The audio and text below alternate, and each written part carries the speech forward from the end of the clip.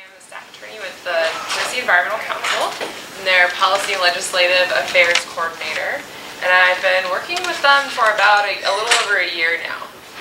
And I helped to implement their the grant they have to study radioactive waste in Tennessee, the legacy waste. And I'm going to do a presentation on radioactive waste in Tennessee. I'm going to go through a little bit of the history and the national rules that regulate radioactive waste, and then talk about Tennessee specifically and our bulk survey for release program. All right, a brief history. So most of you probably know in 1942, Oak Ridge, Tennessee was founded. It was, I think, the largest building at that time it was built, and for a while after that. And because that Tennessee has played such a pivotal role in our nation's nuclear history, we tend to be on the cutting edge of a lot of things that are going on. There's already been a lot of nuclear research and production going on there, so a lot of things like waste processing just naturally come to Tennessee in the Oak Ridge and Anderson County areas. In 1953, Eisenhower made his Atoms for Peace speech, and he basically gave that speech in order to try to make the public more comfortable with the idea of developing nuclear research and using it for creating more weapons and for trying to explore it as a means of creating power. So a lot of people call it, well, obviously it's propaganda. It was emotion management. The whole marketing at the time, the policy was called Operation Candor. So they're trying to seem like they're being really honest with everyone, and it's going to be okay. And people were really shook up after Nagasaki and Hiroshima, so they were just trying to kind of quell people's fears and market nuclear research and get the public on board with it. And they did a really good job of it. So, and then in the 1950s and 79, they did a lot of nuclear power development commercially. Then in 1979, 3 Mile Island happened, and the public again got very afraid, and it helped kind of quell a lot of nuclear power generation. After that, it slowed it down drastically.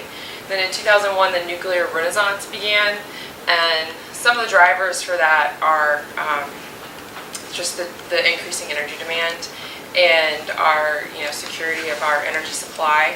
A lot of arguments are made that say it's within our borders, so it's more secure. You could argue that that's not more secure, because then it opens up more communities to maybe terrorist acts and makes these power plants targets. And then there's climate change and economics and all that kind of stuff. So, but then in the Energy Policy Act of 2005, they really kind of helped set a framework to encourage nuclear power development. They extended a lot of the Price-Anderson Act safeguards, where with the Price-Anderson Act provides kind of insurance for nuclear power plants. It was hard for them, or it still is hard for them, to get insurance privately. So the U.S. government has said that they'll kind of step in and provide the insurance. So if something happens, then they can kind of draw on the U.S. government's insurance and that kind of thing. So yeah, and then the Energy Policy Act of 2005 also gives nuclear plants tax credits, loan guarantees, $2.95 billion for research and development. It also allows security guards and people on these facilities to carry firearms, which is interesting, and also updates a lot of the tax treatment of decommissioning. So it just kind of makes operating one of these plants easier. It makes getting into something, and building one of these plants more financially feasible. So legal overview, the Atomic Energy Act of 1954, that was the fundamental U.S. law on both the civilian and military uses of power.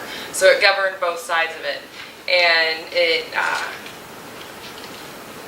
regulated and encouraged the production of nuclear power. So, and this the agencies that it created to do that got very politicized, and they also kind of found that it really wasn't the best idea to have the same, group of people regulating something that they were trying to market and encourage and proliferate. So during the Energy Reorganization Act, that's when they created they gave management of nuclear power and weapons production to the DOE, Department of Energy, and then created the Nuclear Regulatory Commission to regulate all of that. And they regulate everything but weapons production. So that's still done by DOE. Let's see. And then you have the Nuclear Waste Policy Act, or National Environment Energy Policy Act, NEPA. And that does a lot to kind of slow down the building of nuclear power plants, because they do have to go through do an environmental assessment and all that kind of stuff. So it can add a couple of years on to actually breaking ground for a nuclear power plant. And a lot of people think that that's something that doesn't really have a lot of teeth, the National Energy Policy Act.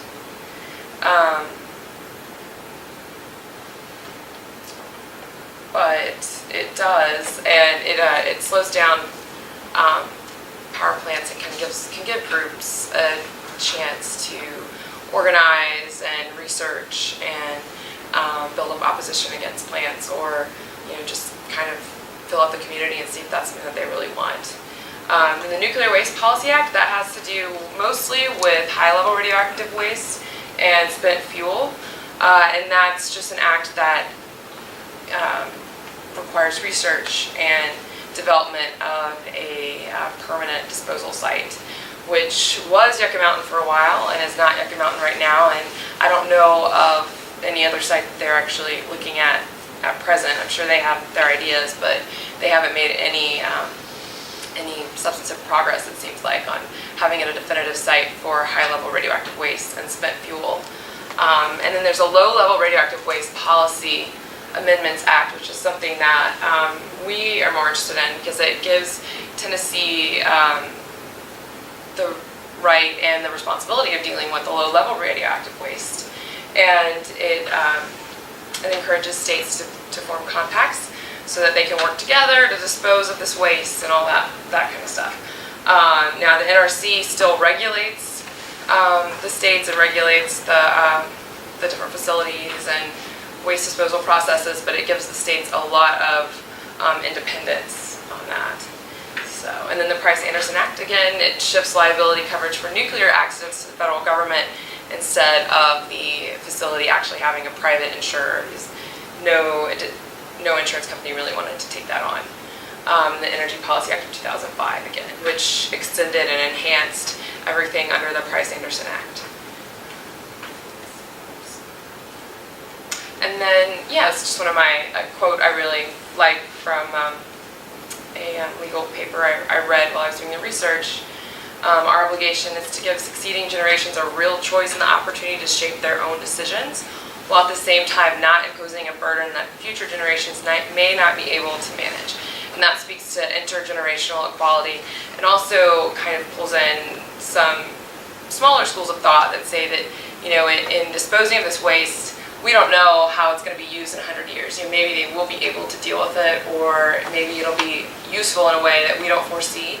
So do we, ensure that all this waste is accessible when we dispose of it, and with the idea that maybe they'll come back and use it. And it also pulls in the idea that, we shouldn't be shirking responsibility and giving to future generations, a problem that may have no solution. And that's Yucca Mountain, which for a long time was the ideal site, and they were able to stop that. That's the fuel cycle. Then you have radioactive waste starting from the mining process, pulling the uranium out of the ground, and you get it to the power plant. And what we deal with mostly in Tennessee is the waste that's on the back end of the fuel cycle. The waste that's created after they generate power, after they make weapons, and that kind of stuff. And that's what we're disposing a lot of here. Spent fuel, a lot of it, the high-level radioactive waste, the fuel rods, they go into storage pools a lot of times. There's dry storage, which is seen as a safer alternative to the storage pools. There's the waste confidence rule, which initially said it guaranteed that for 30 years after a plant was licensed, once their license expired, for 30 years after that, they felt like storing it on site, or they had confidence that they would be able to store it and that they would find a permanent site to bury it. That rule was updated in 2012, and so now they have a 60-year waste confidence level, so that they think that for, after the plant's license expires for 60 years, they feel confident that they can store that waste, and that by that time they will have found a permanent repository. So, and that's obviously arguable. And then there's low-level radioactive waste, class A, B, and C. C being the most hazardous, and those are the levels that we deal with in Tennessee.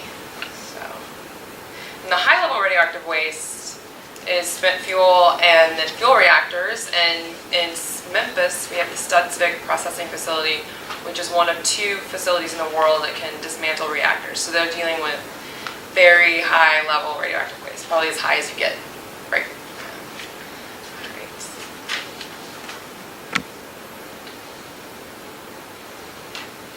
So the state regulation of low-level radioactive waste, Tennessee is an agreement state under the Atomic Energy Act of 1954. So Tennessee regulates and licenses the radioactive waste inside its borders, the disposal, the transportation, all of the above. Let's see. And then the policy amendments, low-level radioactive waste policy amendments.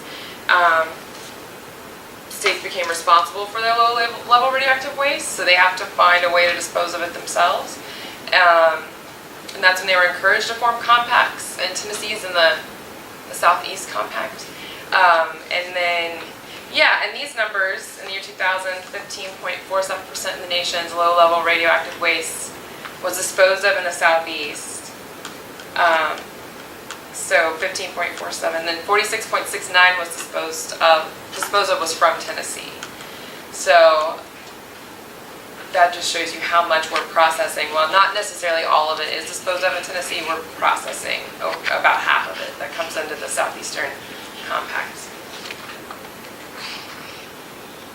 And that's a map of all the different compact states. And almost all states are in an agreement. It's the yellow ones that are non-agreement. And low-level radioactive waste can be anything from just buildings or dump trucks or gloves, clothes, barrels, anything that's come into contact with radioactivity and has become radioactive itself. And then let's see. And it's typically stored on site until a lot of times it's decayed enough to be thrown away in the ordinary trash. And that also requires a permit. And then this is an interesting case I wanted to point out where Pacific Gas and Electric Company sued the Energy Resources and Development Commission because the Energy Resources and Development Commission in California had stated that they wanted, before they agreed to let a nuclear power plant start operating within its state, that they would have to have something set up so that they knew where their waste was going to go. They couldn't just start creating waste and not have an agreement set up or have a spot in a landfill. And so, of course, Pacific Gas sued the Energy Resources and Development Commission, and California, the Energy Resources and Development Commission did win, so that a site in California has to find adequate storage for its nuclear waste before it can start producing nuclear waste. So. Is that the case that's also slowed down the new plant licensing across the country? I know the not having a place for the waste storage has been, it's essentially stopped licensing of new plants. Yeah, and that one has something to do with it because it sets the precedent for giving the states the ability to say, you know what, you can't find a place to put it, then we don't feel comfortable letting you start creating it. And we'll talk about it a little bit later, but yeah, the reality is right now that there really is nowhere to store a lot of the waste that's being created right now, so that has slowed down the licensing of them. So. Isn't that mainly because of the high-level waste, not the low-level waste? High-level waste, it's getting harder and harder to dispose of low-level waste as well. Because there's... I thought the decision to stop the licensing had to do with the high-level waste. It's a spent fuel issue. Yeah, because technically they can store the low-level radioactive waste or dilute it and it'll break down or something. But it's the high-level waste that's a real problem.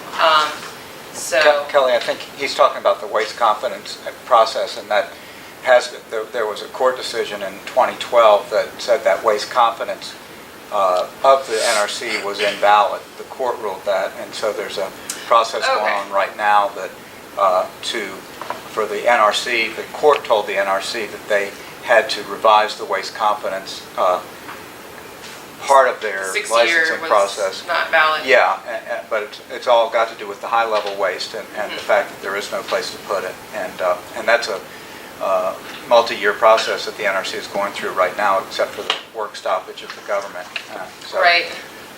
Okay, so yeah, I missed that. I didn't realize that they had been sued over their waste confidence rules, but yeah. So, and then. And this is just another case I wanted to point out in New York, the United States, where the amendments of the 1985 Acts were challenged. And the court found that the monetary incentives and access provisions that states can impose by charging people to dispose in their landfills or not letting them access it if they weren't in a compact was fine, that's constitutional, but forcing them to take title was unconstitutional. I think the state itself wouldn't have to take title to the waste. So if it was generated at a nuclear power plant, they were the ones who retained title. So, and then these are the different, radioactive waste permits in Tennessee. It's a general one, and the radioactive waste license for delivery. That's if you are going to transport waste or receive waste, it's going to be delivered to your site. Some states have tried to say that you can't bring radioactive waste inside the state, not even on our roads, but that was preempted via the Commerce Clause, and so you can't inhibit interstate transfer of nuclear waste. And the other ones are, the one that is the most important is the specific radioactive material license, because that is what a lot of the processors in Tennessee have, waste processors. So those are the different laws that apply and that talk about those different licenses. So Tennessee has more processors than any other state in the nation, and that's largely due to Oak Ridge just kind of being on the front of that, the nuclear forefront. Historically, we've disposed of waste at the Barnwell, South Carolina site, but that site has been closed. There's only 3 low-level radioactive waste landfills that remain accessible, and then, of course, the space in those landfills is limited.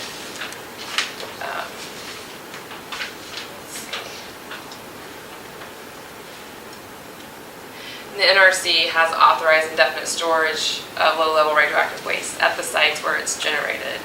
So, and that's, I think, something that a lot of people don't realize, that if you have a nuclear power plant in your state, they're not necessarily disposing of their waste in a landfill. It might just be building up on their site and sitting there indefinitely.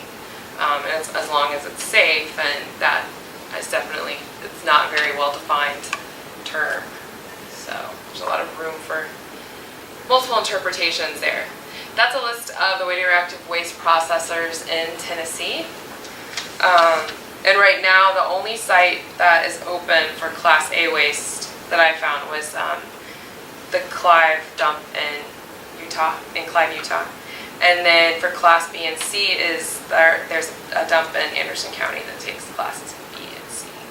And that's where Oak Ridge is located. So this really, the fact that for low-level radioactive waste, there's fewer and fewer options for disposal, and you can only store so much on site. The process of compaction and dilution, but mostly compaction, becomes really, it's a good alternative that they see to burning it in these processors, condensing it, and then continuing to store it, but storing it condensed so it doesn't take up as much space. So, this where we get into the bulk survey for release that Tennessee has created.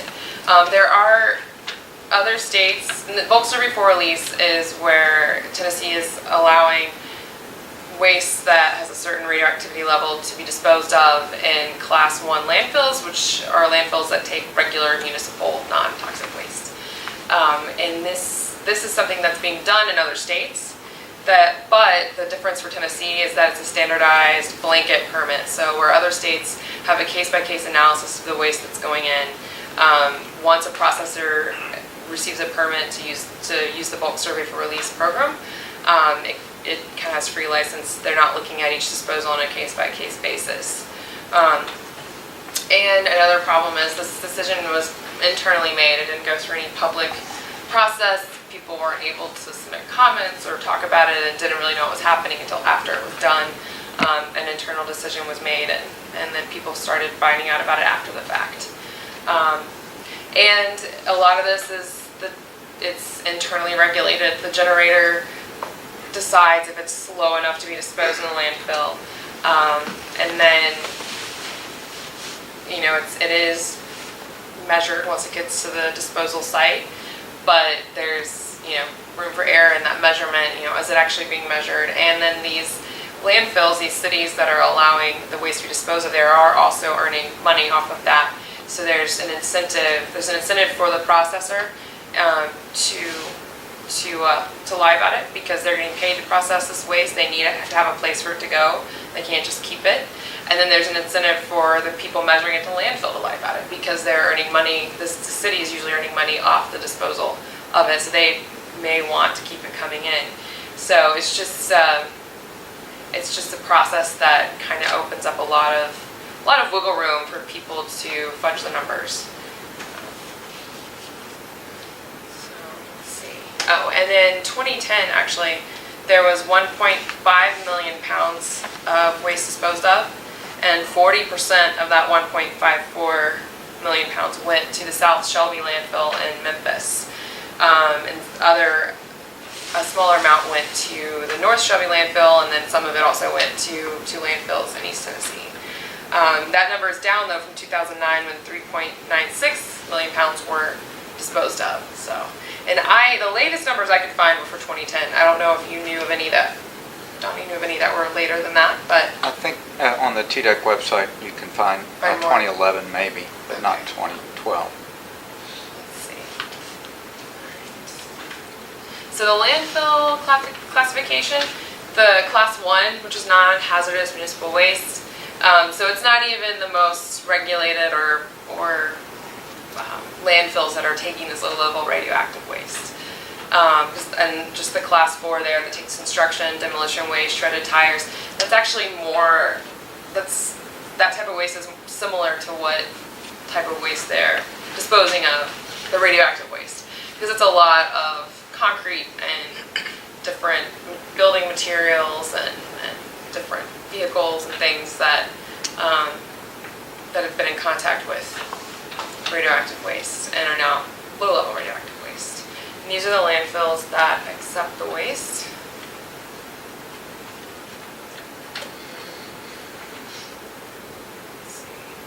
And then, another thing is because of the bulk survey for release program, there is a lot of waste that comes to Tennessee that wouldn't be here otherwise, because it's really easy for processors to dispose of low-level radioactive waste in our landfills. So it's attracting processors to set up shop here, because they have a really easy way to dispose of the waste, and it's cheap compared to what they would have to do otherwise, where they'd have to maybe ship it to landfills in other places, like in Utah, or they already have the one in Anderson County, but it doesn't have to go very far. So that decreased their costs, and they can increase the amount of waste they process because they have a viable alternative for disposing of it. They don't have to keep it on site. They can just get rid of it in a Class 1 landfill, which is probably the cheapest way to dispose of radioactive waste in the nation, or the world even. Let's see. And then it's a big selling point for waste processors. I was looking at some of their websites, and they advertise, we are licensed in Tennessee under the Bulk Survey for Release program. So something that they definitely are getting out there. It's part of their advertising campaigns when they're talking to these power plants and other people who have low-level radioactive waste. Is, send it to us to process it and condense it, because we can dispose of it cheaply, and they charge them less to process it because their disposal cost is less. And another thing, going back to that quote where it was talking about not shirking the responsibility of our radioactive waste on other people, one thing that people talk about is designating one landfill, a high-level radioactive waste landfill or a low-level radioactive waste landfill, isn't really equitable even in present day, because to look at one state and say you're going to dispose of all of our radioactive waste, low, high, or whatever, that's created in other states in the nation isn't necessarily an equitable solution, because you're sticking citizens from one area with this waste and not necessarily keeping it where it was generated, or spreading it out so that everybody has to deal with it. So that's another issue that is often brought up. And then this is just a comic that came to mind when I was doing this research and at the program, where Calvin is talking to his stuffed tiger about the more you learn about something, the more complicated it seems, and the harder it is to find something to do about it. But yeah, just thought I'd throw it in there for comic relief. But I really enjoyed the keynote. I don't know if all of you had a chance to hear the keynote today, the plenary keynote, who was actually really inspiring. So sometimes these conferences I get a little overwhelmed, because it's just like, oh my gosh, there's so much to do. But listening to him kind of, inspires you again. But yeah, just some actions you can take. There's an Oak Ridge Site-Specific Advisory Board, and that's their website, and if you Googled it, you can find it. And they kind of make recommendations to Oak Ridge, and whether they do a lot or not is arguable, but it's something that's definitely good to keep up with, something to be involved in. It gets you closer to the process and kind of more educated, and also more in a position where you could, make comments and have a bit of an impact there, and let people know, what the citizens are thinking. And just another point that's kind of interesting is the NRC, under the government shutdown, has had to furlough, they've kept 300 employees working, and they usually have about 4,000 employees working. So they've furloughed a lot of people, and the EPA has furloughed 95% of their employees, I believe. And that's something that's also concerning to me, because if the NRC usually needs 4,000 employees to do their job, and now they only have 300, that worries me a little bit. So staying involved in politics, even in issues that don't seem like they really affect this sort of thing, really affect radioactive waste, they do. It definitely has a broad-reaching effect. Did you want to say something? NRC sent out a press release last week, I think it was, that says that the resident inspectors are still in place at the sites, Yeah. and the safety concern hotlines are still functioning. That's all of the part. reviews and forward licensing activities are all on the Yeah, that's part of their. The essential employees are, some of the inspectors that are watching the plants. But yeah, within the organization, when you start knocking out your support staff, it gets harder and harder for people to do their job, and it's easier to miss things and and that kind of thing. But yeah, let's see. So, and getting involved as a legislator, from my opinion, in working with the radioactive waste education and looking at legacy waste and looking at communities that have successfully stopped low-level radioactive waste from being put into their landfill. There was the Middle Point landfill in Murfreesboro, Tennessee, where they used to accept low-level radioactive waste, and they do not anymore. And that's as a result of a group of citizens really getting together and educating their fellow citizens in that area, and then talking to their legislators and really not leaving their legislators alone, and just educating and organizing a campaign around stopping that, letting their local government, letting their legislators know that this is not what they want. So volunteering with local advocacy groups and citizen action through educational organization, I feel like is probably one of the best ways to make a difference in the bulk survey for release program. It's kind of like, not going after DOE, not going after DOD, that would take a lot more resources, but kind of going after the acceptance of this waste in the landfills, and you can go at it at a much more grassroots, local level and talk to your one or two, your representative or your senator, and make a difference that way. And it's kind of like, I think the plenary keynote speaker talked about it, where you kind of just come out something little by little and eventually it goes away. Well, it's another thing where if in Tennessee, if all these communities stopped allowing low-level radioactive waste to be put into their landfills, it would make it harder for processors to find a place to put it, and it stands to reason that fewer processors would come to Tennessee, fewer power plants would be sending their waste to Tennessee, and you'd be able to make a difference that way. And at the very least, you wouldn't have it sitting in Class 1 landfills where it's more likely to leach into the groundwater. So, and that's it. Does anyone have any questions? The landfill in Murfreesboro, who made the decision or how it came to be that they stopped accepting it? Their senator and House of Representatives got on the same side as the community did, and kind of went for bat for them there, and a lot of change. It was the landfill operator, because of a local pressure. Okay. They voluntarily decided to remove themselves from the bulk survey for release program. But they are still authorized by the state to do that, but they are not accepting.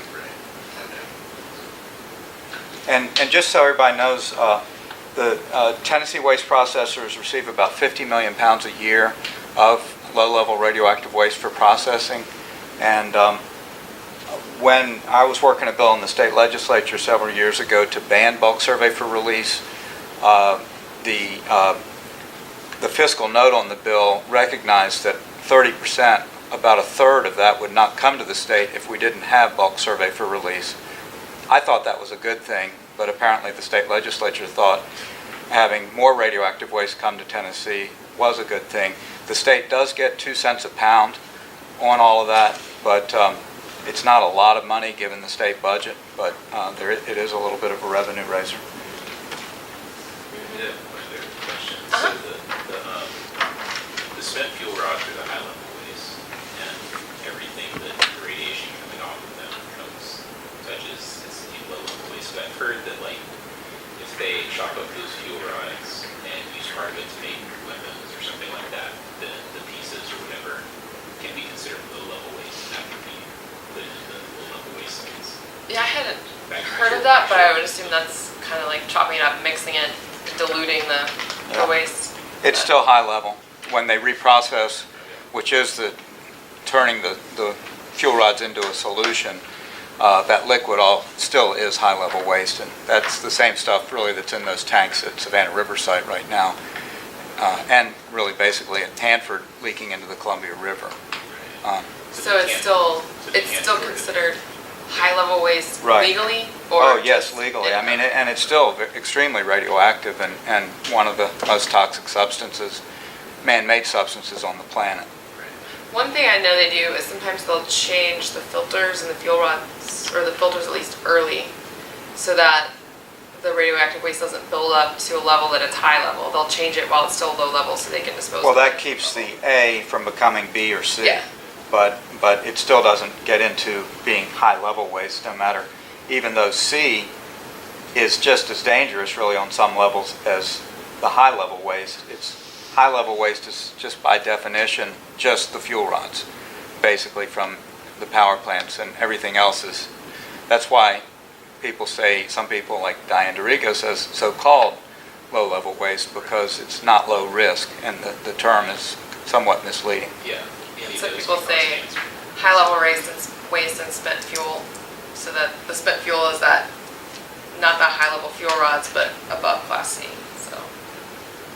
Yeah. Can I relate a question to Eric's first question, and forgive me if I missed something, but how do you go about putting the pressure on the landfill operators to get the waste to not be placed in your local community? What do you think is the best route to exerting that pressure on local operators? Probably just the numbers of citizens that you can, show that support, not having radioactive waste, low-level radioactive waste in the landfill. Appealing So directly to the pressure. operator or through, you mentioned congressional representatives? It probably depends, and it depends on your representative or your legislator and how sympathetic they are. But I would kind of try out to go at all of them, or if one definitely wasn't working out. And in Murfreesboro, I'm sure that they didn't, I don't know that they set out and said, we're going to go after the operator. It may have just been that through talking to people, they found that was the best way in that case. And in different communities, I'm sure it could be different. So, again, sorry, in Murfreesboro, the local citizenry, the issue really resonated with a lot of people, and none of the city officials, the mayor, the city council, or whatever their governing body knew about the whole bulk survey for release program before it was brought to their attention by the activists. And the community really rose up in public meetings that were very well attended and very emotional for a lot of the residents.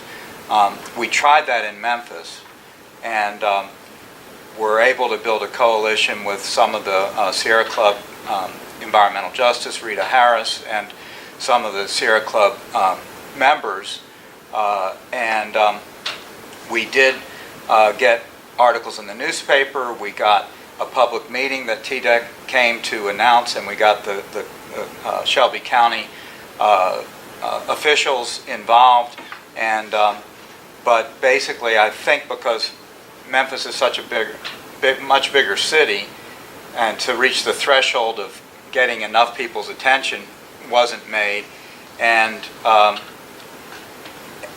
just the local political issues around Memphis, there were like a couple hundred people that showed up to a public meeting at the library in Memphis, and I spoke there, and TDEC had officials there, and there was a good bit of momentum and concern, but it never reached the threshold of getting the landfill operator to voluntarily cease receiving the material. And I think in Murfreesboro, there are no waste generators in the community, whereas in Shelby County, there are 2 radioactive waste processors that one of them in particular, Studsvik, is responsible for the bulk of the material that goes into those Shelby landfills. And we're talking during the height of before citizen involvement, I think, and I'm just working off of memory, but it was in the tens of millions of pounds of material that was going into those 2 landfills over a course of several years. It has cut back after citizen involvement has caused the industry, I think, to adhere to the standards more closely, but it hasn't reached the point. The citizen activism the effectiveness never reached that threshold of causing the landfill operator to quit, and again, I think it might be because Murfreesboro is an expendable. Anderson County is right in Oak Ridge or close by Oak Ridge, and so there's a lot of waste being generated in Oak Ridge that goes to that that landfill under BSFR. Murfreesboro, 10 million pounds of a decommissioned reactor from Michigan went into that landfill back in 2008 or thereabouts for a couple of years. But that was coming from Michigan, and they can easily truck it to Memphis instead, or Oak Ridge instead. And so I think that was maybe, just the local dynamics. And it's never really been tried in Oak Ridge because it's just hard to get any traction there. And the Carter Valley, there haven't been enough citizens there, local citizens, that have really been engaged in the process. I don't know of anybody, actually. Do you all see any good litigation targets in terms of the operators or regulatory agencies failing success at the grassroots level?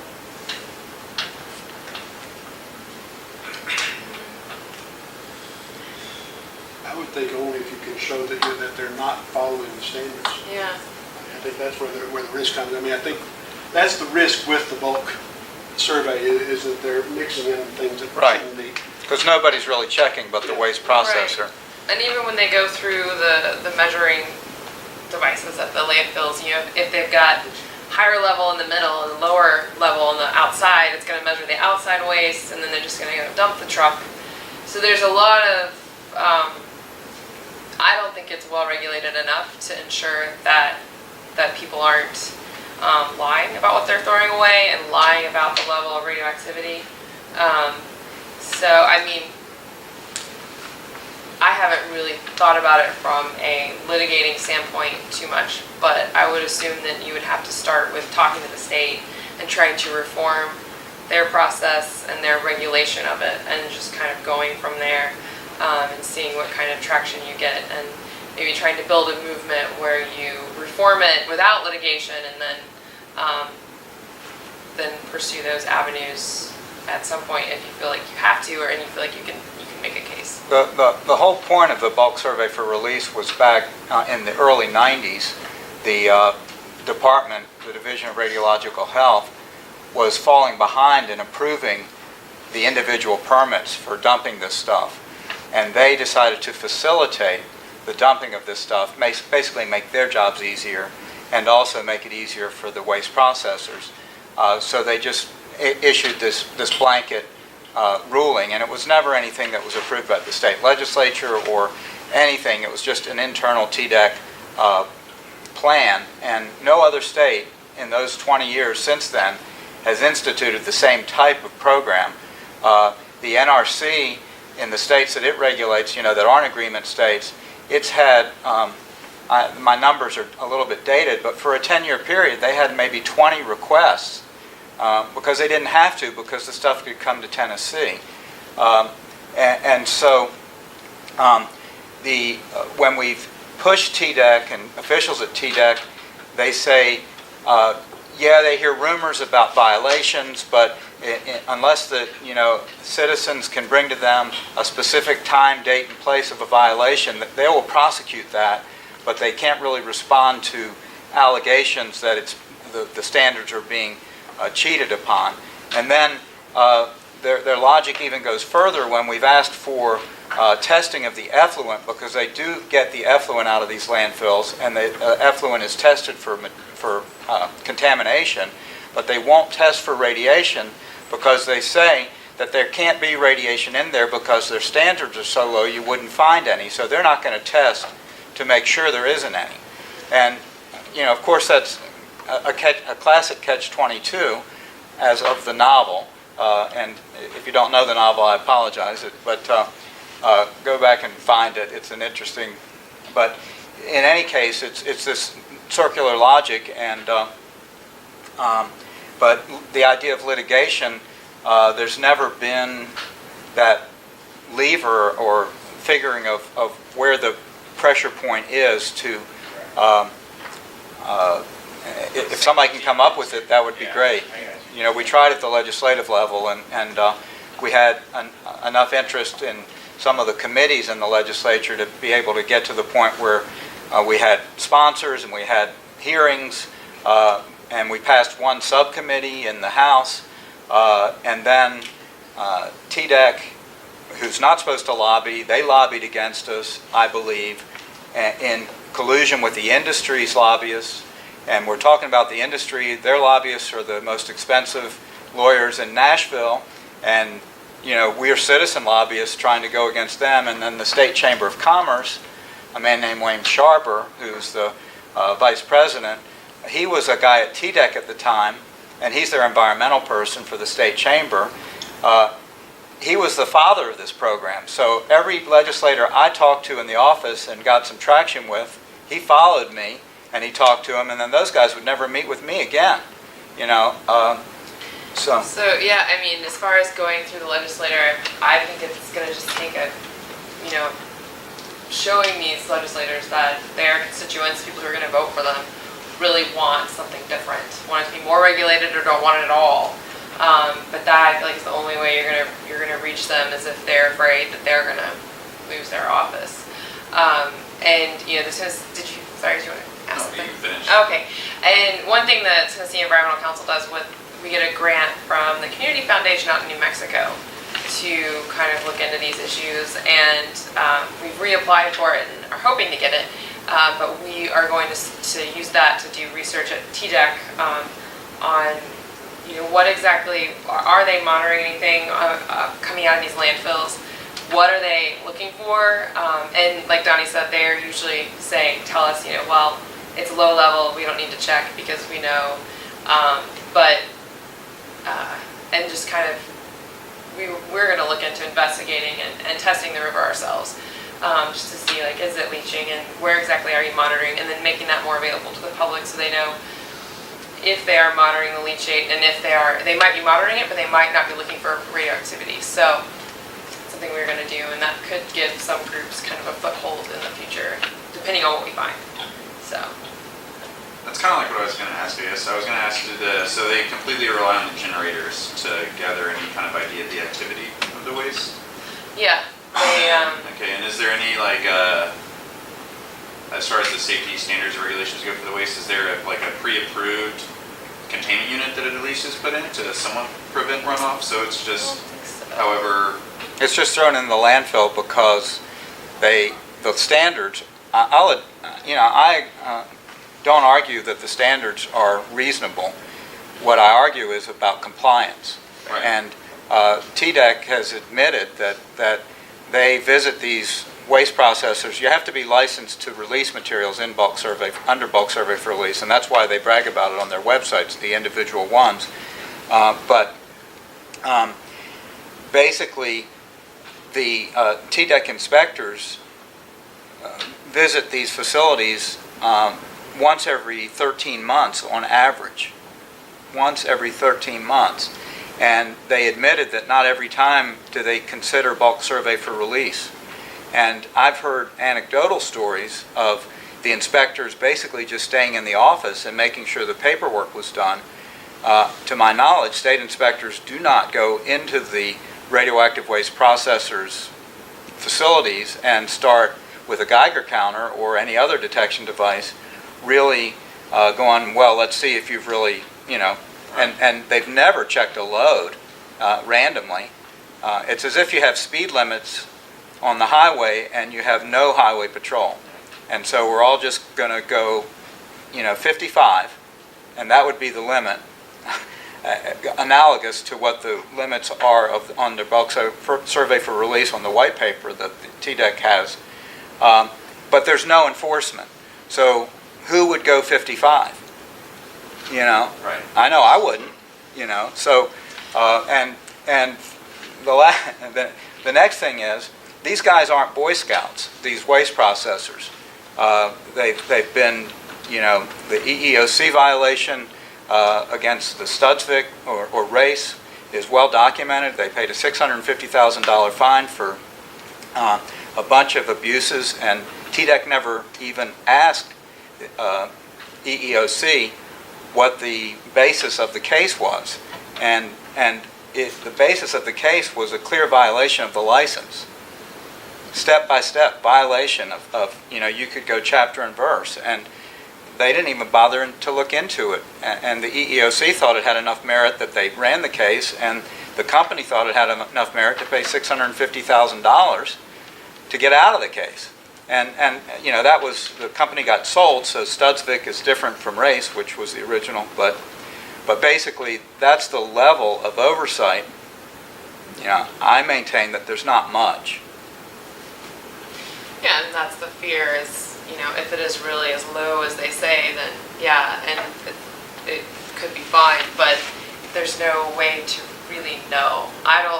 It doesn't look as it doesn't, they don't check it, and they don't spot check it, and like they say in the office, they look at the paperwork, and they'll tell you that they're not looking for radioactive leachate because it's impossible that it's there, because they're not allowed to dispose of high, certain levels in the landfill. But I don't feel like there really is any substantive program to ensure that they are following the rules. And when you're dealing with private companies with economic incentives, that's what's scary, I think. So, but yeah, I feel like the key to kind of getting this remedied is citizen action and just putting large amounts of pressure on different entities and seeing which ones will give, but like the dump operator in Murfreesboro, that kind of thing. So, but yeah, but in a place like Memphis, you're gonna need probably more support there because of Studsvik, and then in a place like Anderson County, it could prove to be very difficult because of how their economy and culture and everything is kind of centered around Oak Ridge, understandably so, and so it's a challenge, but I think it's one that can be met eventually. Just takes a lot of people getting on the same page. There is in Memphis, Studsvik, or Race at the time, was granted a license by the state for an incinerator to burn radioactive waste. They had all of that in place, and the local community, coalition, a lot of Sierra Club people, and others fought it at the county level because that incinerator had to get a county permit for the air pollution, or from the air board, because the local air board, because it was an incinerator. And they were able to get that stopped at the county level. That license still exists at the state level, but the people in Memphis were able to stop that. Otherwise, that incinerator would have been operating in Memphis, about 12 miles from downtown on President's Island. And so there is a precedent for people in Memphis to successfully defeat a radioactive waste, processing plan, but it hadn't happened on the bulk survey for release at this point. Do you have a question? Yeah, I was going to kind of piggyback on that, because that was something I was thinking about earlier. Was that the incinerator that the government allegedly contracted with Germany to start incinerating? No, that's in Oak Ridge, the Energy Solution incinerator, and it's not alleged. They're burning 1,000 tons of German radioactive waste. It's mostly paper, but includes plastic, which of course creates dioxin when you burn plastic. And then the ash is supposed to be returned to Germany. Yeah, they had contracted or proposed a contract with Italy, but that fell through because they were going to dispose of the waste in the U.S. and they were having trouble finding a dump that would accept it. But then with Germany, people kind of felt like the same thing would happen. They wouldn't find a place to dispose of it, and so they wouldn't do it. But then they just decided they would process it here and send it back to Germany. But and that has, Tennessee's people are afraid, and I think it's very legitimate fear that Tennessee's going to become the waste processing state of the international community, and that brings a lot of, even though we're not disposing of it here, it just brings a lot of other unwanted pollutants in the air and the water, possibility for accidents and that kind of thing. So, Worker exposure, and you have to ask yourself, well, why doesn't Germany do it themselves? Why don't they want to do it? Because it's dangerous and it's dirty. So. Does that incinerator prevent radioisotope release? they claim to. It's all about the filters on the smokestacks. Oh, sorry. Yeah, go ahead. Oh, I just had a couple of comments. One's related to citizen action. So the low-level waste sites around the country that are just for the low-level waste, you said there's 3 active ones? There's one in Clive, Utah that takes Class A, and then 2 in Anderson County that take Class B and C. They don't really take B and C in Anderson County, Oh, okay. unless it's the, on the Oak Ridge Reservation, DOE has a environmental management, waste management landfill.